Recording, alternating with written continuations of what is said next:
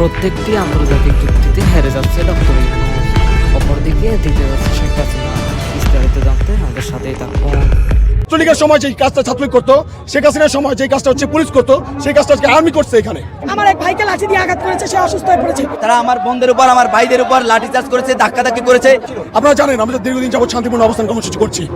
আমরা আজকে 14-15 দিন হয়ে যাচ্ছে, এখন পর্যন্ত আমাদের কোনো সাড়া মেলে নাই মন্ত্রণালয় থেকে, উপদেষ্টা থেকে। এখন তারা কোনোভাবে যখন মনে করতেছে যে তারা ব্যর্থ, অযোগ্য, তখন তারা পুলিশ পাঠাইছে এখানে, তখন তারা আর্মি পাঠাইছে এখানে। বিএনপি জামাত দেশ ষড়যন্ত্রের জন্য বিভিন্ন দেশের সাথে হাত মিলাইছে, দেশে বিভিন্ন ধরনের ষড়যন্ত্র কায়েম করার চেষ্টা করছে। দেশবাসীকে শেখ হাসিনা বারবার তিনি বলতেন যে আপনারা সজাগ থাকুন, ষড়যন্ত্রকে প্রতিহত করুন। তো এখন আবার যখন আওয়ামী লীগ ক্ষমতা। সুপ্রিয় দর্শক মন্ডলী, আসসালামু আলাইকুম রহমতুল্লাহ। আশা করি সবাই ভালো এবং সুস্থ আছেন। স্বাগত জানাচ্ছি আমাদের আরেকটি নতুন ভিডিওতে। সুপ্রিয় দর্শক মন্ডলী, ভিডিও থামবেল টাইটেল ভিডিওর কিছু অংশ বিশেষ দেখে আপনারা ইতিমধ্যে জানা করতে পেরেছেন আজকের ভিডিওর কতটা গুরুত্বপূর্ণ। সুপ্রিয় দর্শক মন্ডলী, শেখ হাসিনার ফিরে আসা ও রাজনৈতিক যে অস্থিরতা এবং নির্বাচনকে কেন্দ্র করে এনসিপি, জামাত, বিএনপির যে রাজনৈতিক স্থিরতা সৃষ্টি হয়েছে তার আলোকে আজকের ভিডিও। সুপ্রিয় দর্শক, মুহূর্তে না টানে সম্পূর্ণ ভিডিওটি দেখে আপনার মূল্যবান বক্তব্য কমেন্ট বক্সে জানাবেন। আসুন আমরা কথা না পারি সেই সম্পূর্ণ বিস্তার আলোচনাকে মুভ করে। ঠিক ছাত্রলীগের সময় যে কাজটা ছাত্রলীগ করতো, শেখ হাসিনার সময় যে কাজটা হচ্ছে পুলিশ করতো, সেই কাজটা আজকে আর্মি করছে এখানে। আমার এক ভাইকে লাঠি দিয়ে আঘাত করেছে, সে অসুস্থ হয়ে পড়েছে। তারা আমার বোনদের উপর, আমার ভাইদের উপর লাঠিচার্জ করেছে, ধাক্কাধাক্কি করেছে। আপনারা জানেন আমরা দীর্ঘদিন যাবত শান্তিপূর্ণ অবস্থান কর্মসূচি করছি। আমরা আজকে 14-15 দিন হয়ে যাচ্ছে, এখন পর্যন্ত আমাদের কোনো সাড়া মেলে নাই মন্ত্রণালয় থেকে, উপদেষ্টা থেকে। এখন তারা কোনোভাবে যখন মনে করতেছে যে তারা ব্যর্থ, অযোগ্য, তখন তারা পুলিশ পাঠাইছে এখানে, তখন তারা আর্মি পাঠাইছে এখানে শিক্ষার্থীদের দমন করার জন্য। সকাল থেকে এখানে কাউকে উঠতে দেয় নাই, তাকে ধরে ধরে হচ্ছে মোবাইল চেক করতেছে। ঠিক ছাত্রলীগের সময় যে কাজটা ছাত্রলীগ করতো, শেখ হাসিনার সময় যে কাজটা হচ্ছে পুলিশ করতো, সেই কাজটা আজকে আর্মি করছে এখানে। এইটার জন্য আমার ধিক্কার জানাই, লজ্জা লজ্জা লজ্জা। আমরা এখানে সবাই শান্তিপূর্ণভাবে অবস্থান করছি, তারপর ওখান থেকে কি হলো, আর্মি এসে ঠিক আছে আমাদেরকে ধাক্কা দিচ্ছে। আর্মি এসে ধাক্কা দিতে পারে, আর্মি তো ছাত্রদের ভাই, আর্মি তো জনগণের ভাই। আর্মি থাকবে ক্যান্টনমেন্ট, আর্মি এখানে কি করে? আর্মি এখানে কি করে? আর্মি আমাদের নিরাপত্তা দিবে। সে আর্মি আমাদেরকে ভাইদেরকে লাঠি দিয়ে, গুঁতো দিয়ে গলায় এখানে অসুস্থ করে ফেলছে, ঘুষিয়ে দিয়েছে আমাদের ছাত্রদেরকে। এখানে শ্রমিক ভাইরা যারা আমাদের সাথে যুক্ত হয়েছে তাদের উপরে হাতাহাতি করছে। এটার আমরা ধিক্কার জানাই। আর মনে রাখতে হবে, বাধা দিলে বাঁধবে লড়াই, এই লড়াই জিতবো আমরা ইনশাআল্লাহ। একদম ভেরি স্পেসিফিক। আমরা, আপনারা জানেন, 10 দিন ওখানে অবস্থান করছি, টাউন হল শেরেবাংলা মেডিকেলের সামনে অবস্থান করছি। তারা বলেছে আমরা অপারক, আমরা অপারক। তাহলে এটা কে করতে পারবে? বলছে উপদেষ্টা করতে পারবে। আমরা উপদেষ্টার জন্য দৃষ্টি আকর্ষণের এখানে আসছি।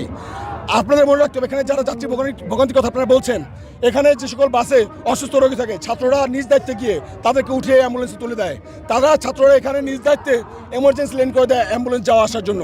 এবং যারা এখানে দেখতেছেন ভোগান্তি শিকার বলছে, সাময়িক সময়ের জন্য আমরা তো দুঃখ প্রকাশ করছি। এখন রাষ্ট্র মেরামতের কাজ চললে, রাষ্ট্র মেরামতের কাজ হলে আপনাকে সময় দিতেন না? আমরা সময়টা চেয়েছি সবাইকে। এবং আমরা মনে করি এখানে যারা যাত্রীরা আছে তারাও কিন্তু আমাদের সাথে এসে যুক্ত হয়েছে। আজকে 14তম দিন আমরা রাস্তায়। আমাদের 3টি দাবি ছিল, 3টি দাবি যৌক্তিক। কারণ আমরা এই শের বাংলা না, শুধু সারা বাংলাদেশের স্বাস্থ্য সংস্কারের জন্য আমরা নেমেছি। 3টা দাবির মধ্যে একটা দাবি ছিল যে আমাদের দক্ষ জনবল নিয়োগ, শের বাংলার অবকাঠামো ঠিক করা এবং হচ্ছে গিয়ে ওখানে যে যন্ত্রপাতিগুলো আছে সেগুলোর প্রপার ব্যবহার, এবং ওখানে ডাক্তার ভিত্তিক যে লেজুর ভিত্তিক যে রাজনীতি আছে সেই রাজনীতি বন্ধ করতে হবে, এবং ভোগান্তির শিকার যারা হচ্ছে তাদের কাছ থেকে সেই বিষয়গুলো জেনে সেগুলো সুষ্ঠু তদন্ত করে সমাধান করা। কিন্তু আমরা আজকে 14 দিন রাস্তায়, আমরা কোনো প্রকার স্বাস্থ্য মন্ত্রণালয় থেকে কোনো যোগাযোগ পাচ্ছি না। মোনালিসা হেভি ফ্লো 15 পিস প্যাকেটের সাথে 8 পিসের একটি প্যাকেট একদম ফ্রি। তারা আমাদের কোনো সাড়া দিচ্ছে না। তারা বিভিন্নভাবে প্রোপাগান্ডা ছড়াচ্ছে, তারা লোকজন পাঠাচ্ছে, তারা সেনা পাঠাচ্ছে, পুলিশ পাঠাচ্ছে, তারা নিজেরা আসতেছে না। তারা ভিডিও কনফারেন্সে আমাদের সাথে কথা বলতে চায়। আজকে 14টা দিন আমরা রাজপথে রোদে পড়ছি, মানুষ অসুস্থ হয়ে যাচ্ছে, তারা এসি রুমে বসে আমাদের সাথে আপুসে যাবে, সেই আপুস তো আমরা মানবো না। আজকে যখন সেনাবাহিনীর লোকজন আমাদেরকে বারবার ছত্রভঙ্গ করে দিচ্ছিল, আমরা তখন যখন পুরোটা নিয়ে ঢুকছি, ঢোকার পর ওনারা আমাদের সাথে এক পর্যায়ে অসংযুক্তমূলক আচরণ করে এবং বোনদের গায়ে হাত দেয়। তারা লাঠি নিয়ে বোনদেরকে বারবার পিছনে সরাচ্ছিল। তাদের কথা হচ্ছে তারা বোনদের সাথে তো অ্যাটলিস্ট দূরত্ব মেনটেন করে চলবে, তারা সেটাও করে নাই। আমার এক ভাইকে লাঠি দিয়ে আঘাত করেছে, সে অসুস্থ হয়ে পড়েছে। আজকের এই আন্দোলন কে বলবে অযৌক্তিক? মাদারীপুর পর্যন্ত আমাদের সাথে সংযুক্তি প্রকাশ করে আন্দোলনে নেমেছে, তাহলে কেন আজকে এই অঘটন ঘটবে?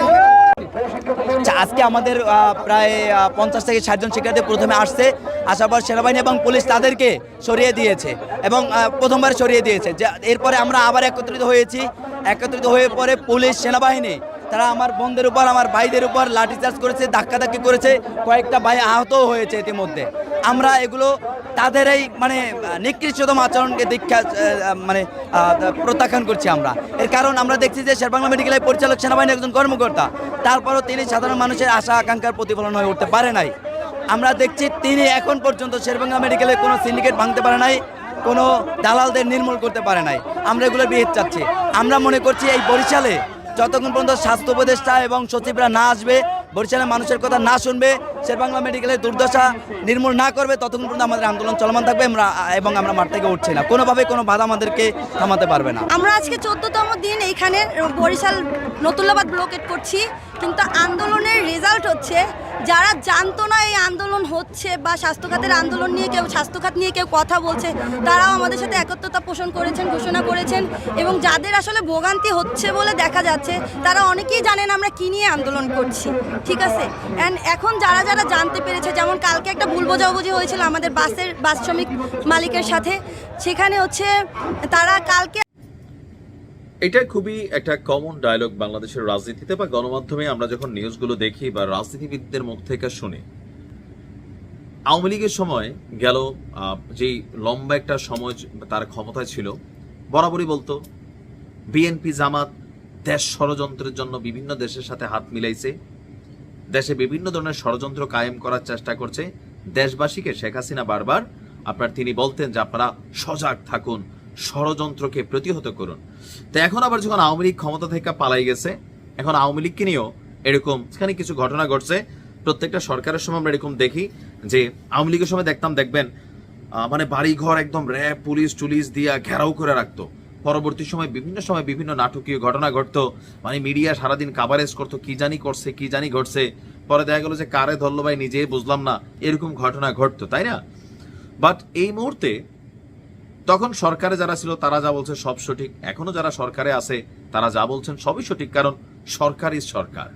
যাই হোক, অন্তর্বর্তী সরকারকে উৎখাত করতে ভারতে অবস্থানরত শেখ হাসিনাকে দেশে ফিরিয়ে আনার আগস্ট রিটার্ন হিট প্ল্যান নাকি একটা পরিকল্পনা ছিল। আগস্ট রিটার্ন হিট প্ল্যান মানে শেখ হাসিনাকে আগস্টে ফিরে আনবে। তো সেই পরিকল্পনার বাস্তবতা কি, এটা ভেস্তে গেছে। আর এই পরিকল্পনা বাস্তবায়নে ধাপে ধাপে ছিল ভয়াবহ সব নাশকতার ছক। তবে এদেশের রাজনীতিবিদদের আসলে বিশ্বাস নাই। ওই যে আওয়ামী লীগের সময় আমরা দেখছি লগি বোর্ডে দিয়ে কিভাবে মানুষ মারছে, বিএনপির সময়ও ঘটছে, জামাত ইসলামও ঘটাইছে। এদেশে ঘটনা ঘটায় নাই এমন কোনো কেউ নাই। এনসিপিও বিভিন্ন ধরনের কর্মকাণ্ড এখন ঘটাচ্ছে। ক্ষমতার জন্য আসলে এই দেশে সবই সম্ভব। যাই হোক, কথা বলছি যে দেশবিরোধী এসব ষড়যন্ত্র নস্যাৎ করতে আপনার বিশেষ ভূমিকা রেখেছেন আইন শৃঙ্খলা বাহিনীর একদল দেশপ্রেমিক পেশাদার কর্মকর্তা। এই টিমে সেনা, পুলিশ বাহিনী সহ গোয়েন্দা সংস্থার সমন্বিত টিম নানাভাবে দিনরাত কাজ করেছে। এই শব্দগুলা খুবই পরিচিত বাঙালি জাতির কাছে, নিশ্চয়ই আপনার কাছেও, কারণ আওয়ামী লীগের সময় সারাদিন হাসান মাহমুদ এরকম কথা বলতো, আর এখন আমরা ভিন্নভাবে শুনছি। তো এর ফলে এখন বলা যায় ষড়যন্ত্রকারীদের প্রথম দফার অপতৎপরতা ব্যর্থ। তবে আওয়ামী লীগ কি বৈশা আছে? না। ফেব্রুয়ারিতে হতে যাওয়া আগামী জাতীয় সংসদ নির্বাচন বানচাল করা এবং বিএনপির ভারপ্রাপ্ত চেয়ারম্যান জনাব তারেক রহমান যেন দেশে ফিরতে না পারেন, সেই জন্য নাকি দ্বিতীয় ধাপের ষড়যন্ত্র ছক হাতে নিয়েছে, যা হিট প্ল্যান 2, এবং এটা বাস্তবায়ন করবে কবে? অক্টোবর থেকে ডিসেম্বরের মধ্যে এটা বাস্তবায়ন করতে চায়। এই তথ্যকে দিয়েছে পুলিশের উচ্চ পর্যায়ের দায়িত্বশীল সূত্র দৈনিক যুগান্তরকে এই তথ্য দিয়েছে। তো কিভাবে সক্রিয় হচ্ছে আসুন দেখি। নির্ভরযোগ্য সূত্র বলছে অন্তর্বর্তী সরকারকে ফেলে দিতে ফেসিসদের ষড়যন্ত্র পরিকল্পনা 2 সক্রিয় করা হচ্ছে। এখন বেচারা ইউনূস সাহেব তিনি আসেন আর গয়না ফেব্রুয়ারির প্রথম সপ্তাহে নির্বাচন, তার মানে আসেন আর 5 মাস। এই টাইমে ডক্টর ইউনূসকে ফালানো আসলে কি সম্ভব? আওয়ামী লীগের এত বড় এই মুহূর্তে এই হ্যাডমটা আছে, ধরলাম যে একটা হিট প্ল্যান করলো, কইরা 200 মানুষ কি মাইরা ফেলতে পারবে? আসলে এগুলা কি মানুষ মানে হইতে দিবে? সুতরাং আলোচনাটাই তো আমার কাছে মনে হয় যে একটা অপ্রয়োজনীয়। যাই হোক, যার প্রধান টার্গেট অক্টোবর থেকে ডিসেম্বর 3 মাস জুড়ে সক্রিয় থাকা, সরকারকে অচল করে দিতে দেশের দক্ষিণাঞ্চল থেকে বিশেষ কিছু কার্যক্রম শুরু হবে। তবে দক্ষিণাঞ্চল থেকে সম্ভব হবে না, কারণ হাসনাত আব্দুল্লাহ সেখানকার দায়িত্বে আছেন। আর এসব গোপন পরিকল্পনা বাস্তবায়নের সাবেক স্বরাষ্ট্রমন্ত্রী আসাদুজ্জামান খান কামালের সঙ্গে দায়িত্বে আছেন বাহাউদ্দিন নাসিম, মাহবুবুল আলম হানিফ, এখানে বহুত আওয়ামী লীগের যারা বড় বড় কল কবজাকর মন্ত্রী এমপিরা আছে তারা আছেন। অফিসিয়ালি বসে কাজের সমন্বয় করতে কলকাতা এবং দিল্লিতে আওয়ামী লীগের গোপন পৃথক অফিসও খোলা হয়েছে, আর সেখানে তারা 5ই আগস্ট থেকে কাজও শুরু করেছেন।